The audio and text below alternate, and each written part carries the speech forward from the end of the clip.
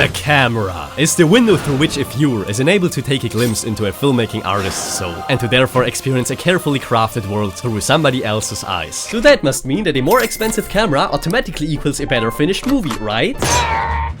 What an amateur. Well, I've been making LEGO animations for a long time now, so to finally settle this age-old debate, I've prepared a number of different cameras with vastly different price tags, and we'll animate a short LEGO clip for each one of them, starting with cameras that are literal garbage and working ourselves up to the absolute camera gods. And by placing them into a YouTube-friendly tier list, we'll once and for all find the answer to the question of whether a better camera equals a better film. Let's begin. And to set the lowest possible bar for our first camera, I went onto Amazon to search for the absolute cheapest webcams, which led me to this baby right here. This thing almost costs the same as a LEGO minifigure, and a few days later, the $5 webcam arrived at my doorstep. And yep, it sure looks like something that would cost $5. Now for some reason, this thing came with an installation CD. What? Yeah, I don't have a laptop with a CD drive, believe it or not, so I was afraid the cam might not even work at all. So I plugged it in and it worked just fine.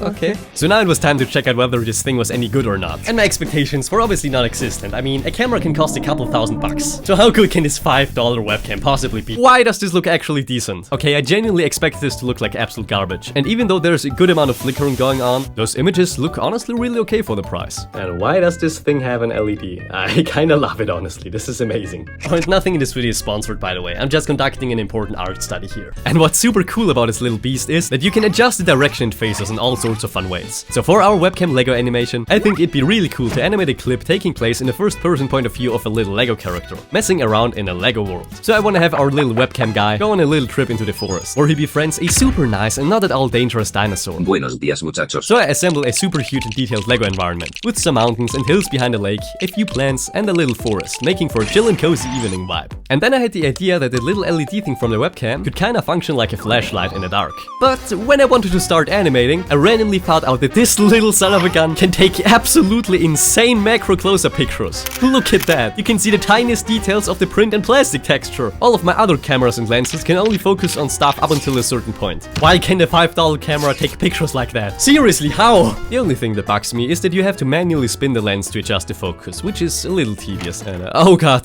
So I finally got to the animation, and animating the camera like it's a character itself is something I've never done so far, and it was a whole lot of fun. So after the usual post-production adjustments like sound effects, I present to you the $5 webcam animation. Please have a look.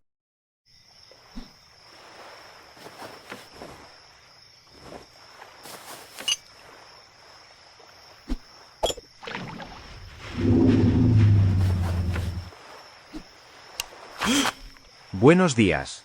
I believe I just saw you later. Unfortunately, I cannot tolerate this behavior.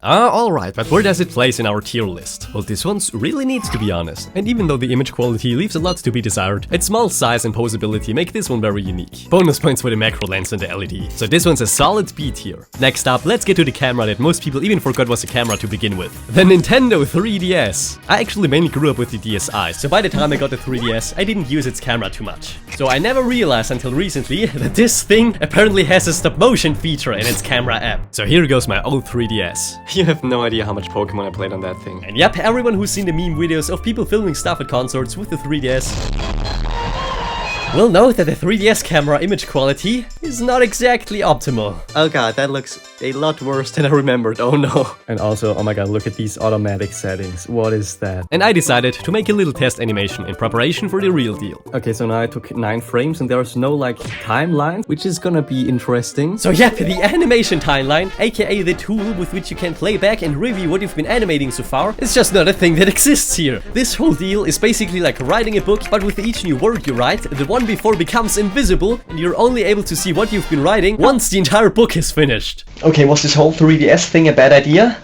Not sure yet, we'll find out. But yeah, at least there's onion skin with which you can see the past frame half transparently. I've just stop motion animated on 3DS and this looks... we'll manage, I think. And yep, with no timeline, I'm also not able to delete any frames. So everything I do has to be perfect first try. I did not expect the 3DS to become the secret final boss of stop motion. I'm beginning to think this was a bad idea. So what scene am I going to animate with the absolute worst camera and animating software on planet Earth at my hands? Well, an anime fight scene between the White Ninja and Kermit the Frog, of course. Come on, what else would I be doing? yeah, there is no way to save this camera quality, so let's just commit fully to the vibe and make everything look as handmade and makeshift as possible. So I just used basic desk utensils as the background to really add to the feel of this being just the imagination of a kid messing around with their figures. Sorta like Super Smash Bros, if you know what I mean. So yeah, I already suck hard enough at animating fight scenes as it is. So animating one on 3DS definitely turned out to be the exact torment that I expected. The only fancy thing I felt capable of implementing were stuff like my usual smear frame shenanigans, like using bricks, paper, sword/cutouts, and also duplicate swords. So yeah, I guess that's everything about animating on 3DS. Let me know in the comments below if any one of you made your first stop motion experience on 3DS. I'd be curious to know. But without further ado, here goes our LEGO stop motion animation that was made entirely on 3DS. だから来てくれたんだ、兄弟を点々。それを解決しましょう。ついに。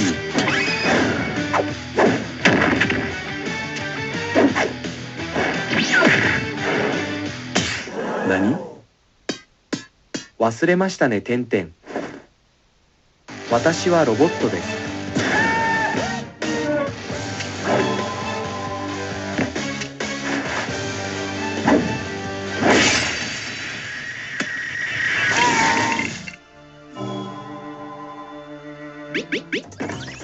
よくやった兄弟。ああ、いい戦いだった。またすぐに会いましょうか。もちろん。So let's move on to our first actual sane camera, shall we? Oh yeah, and you probably already expect where 3DS is going on a tier list. Yep, that seems about right. Anyway, ladies and gentlemen, next up I present to you the Logitech Brio 4K, which is another webcam, but this time with actually good image quality. Can you believe that? And this one's one of my absolute favorite cameras to use, because due to its small size, it's super easy to maneuver around, which means that you can do some truly awesome camera movements. And with the help of my beloved, literally Lego rig Mark II, that is specifically built for this cam, the possibilities for fancy moves are simply endless. I animated stuff like a long take Daredevil hallway fight a while ago with this one, which was a whole lot of fun. So I thought of other memorable scenes with crazy camera moves from film and television, and one of the first ones that comes to mind is of course the bullet time sequence from The Matrix. I want this scene to take place in an old storage facility where two arch enemies are trapped together with only one of them able to survive. And these two characters are of course Agent Stitch and Nebula. Yeah, no, please don't question the lore implications of these events. So for the bullet time thing, I want the cam to follow the bullet coming from Nebula's gun, with time then freezing and the cam making a full circle around Stitch. So then I got to building the warehouse. And now you might think that if the camera is supposed to go around Stitch, then the wall is kinda in the way. And you're absolutely right. Which is why I made the walls detachable, so that the cam can seamlessly move around to where it needs to be. But first, I want to start off with a fancy top-down zoom establishing shot. And this is where my favorite secret ingredient comes in, my height adjustable table. Now if I put the film set onto this table with the cam fixated somewhere else, I can move everything closer by simply adjusting the table height. And essentially animating my table to create a camera zoom feels super silly, but it works like a charm. Now onto the bullet time shot, and animating what is essentially this camera motion turned out to be a true marathon, just as expected. But there's a floating bullet held in the air by a rig. And the way to remove the rigs is, as always, to take a clean plate without the object, then put the regular frame above that, and mask out the object, boom, done, everything is lovely once again. Problem is, if the camera is moving around, then you have to take a new clean plate for every single frame of animation. And believe me when I say that removing and putting the bullet back in for each of the 70 frames gets quite tedious after a while. So now it is time to cut out the clean plates and put them under the corresponding shots in the timeline, cool. And then we just gotta mask out the bullet for each frame. Yippee. And that's actually all of the struggle for this animation. So let's dive into the Matrix and have a look at the finished animation.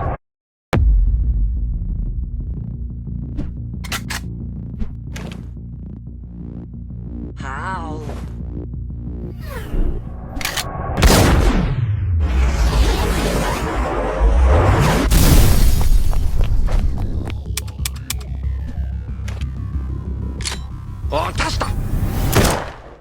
And well, here we have our first contestant for S tier. Yeah, I love this thing, as this one just offers the best compromise between image quality and being small and easy to maneuver around. Next up is probably one of the most used cameras for stop motion on planet Earth. The phone. This is probably the device on which most people encounter stop motion for the first time, in the form of the app Stop Motion Studio. And just like the webcam, phones are pretty small, which means that you can easily do some fancy camera movements with them as well. And as a special challenge, I won't be using my main stop motion program Dragonframe for this one, but will instead fully embrace the nostalgia by also using stop motion studio right on my phone. And I feel like making a cool city parkour scene featuring none other than the Jumpman himself, similar to the first Super Mario Odyssey trailer. And as the main set piece, I'm gonna be using one of my absolute favorite LEGO sets, the assembly square.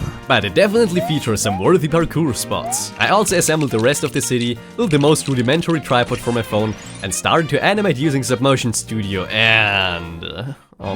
guys, I'ma be honest, animating just on the phone with stop motion studio is kinda a huge pain. First up, I'm used to having the camera live view on my laptop, so I can look at it super comfortably with healthy back posture. However, with everything being displayed on this tiny phone, I'm sitting there hunched over all the time like a damn shrimp. My back!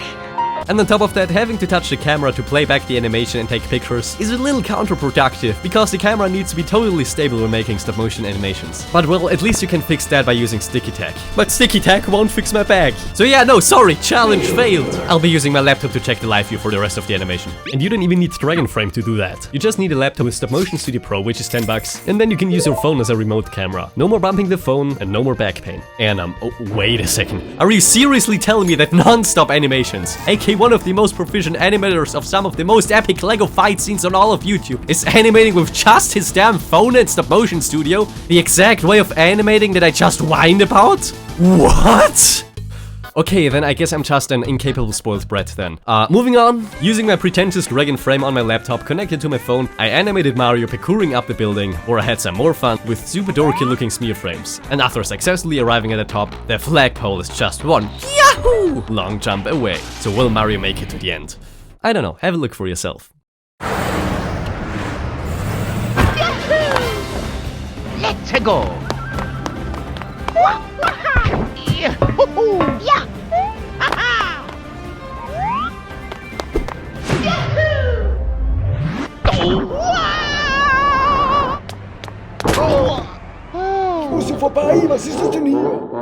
And yes, the phone is an absolute classic. Unfortunately, phones aren't as comfortable to move around as most webcams, and the camera not being perfectly in the middle is not exactly optimal, but due to its easy accessibility as a beginner tool with Stop Motion Studio and very solid image quality, this one's deserving of an A tier. Also, what is wrong with me? Why is everyone dying in all of the animations today? Well guys, we have arrived at the top of the camera food chain.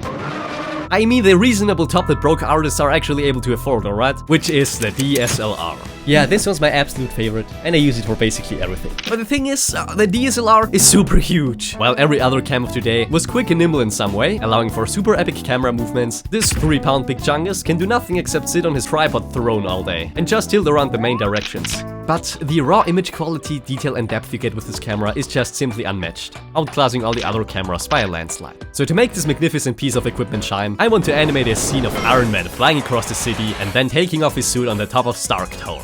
So why exactly this type of scene, you may be asking? Well, that's for the reason that I feel like it and I have free will and there's no way you can stop me. Oh, and because fancy LED light shenanigans for the thruster rays look really cool with a high quality camera. And to maneuver Iron Man around the city, I stitched together this arm right here that I placed onto a turntable, with which I'm able to maneuver him around above the streets absolutely effortlessly. And like I said, I want to include some LEDs for the thrusters. So managing all these tiny lights and wires is a little whack, but oh lord, is it worth it. Then I went on to build Tony's fancy luxury tower with the landing pad, and also the little robot arms that are gonna remove the armor pieces. And to animate the two arms taking off all of the armor parts, all I did was to swap the minifigure's arms at one point, with the Iron Man arm being pulled off to the side. And for the boots, I built these secret holes into the floor, with which I'm seamlessly able to abduct them. And with all of the flying around happening, there sure as heck was a lot of masking to complete. But other than that, there's not much more to do here, which means that our final clip for today is fully finished. So please, have a look.